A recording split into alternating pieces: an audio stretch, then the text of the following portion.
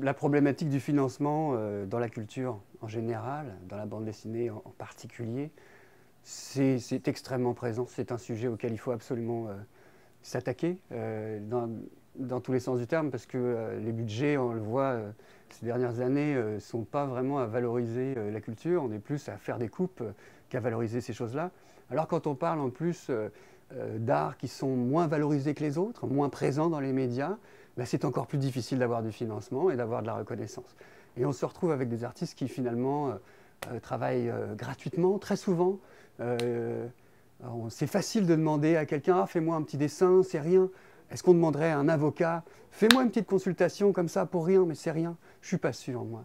Donc si on remettait les choses en perspective un minimum, on verrait que les arts sont un vrai travail, que c'est un travail en plus qui rapporte de l'argent, que c'est un investissement nécessaire et qu'on a tous à y gagner. Une société peut se juger juste à la vitalité et au dynamisme de sa culture.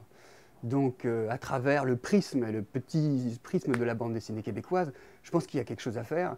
Et encore une fois, moins de visibilité, la rémunération est aussi fonction de ça d'une certaine façon. Donc oui, mettre ça de l'avant, mettre le problème du financement, c'est une réalité avec laquelle il faut dealer, il faut prendre le projet à bras le corps et puis lui tordre le cou. Là.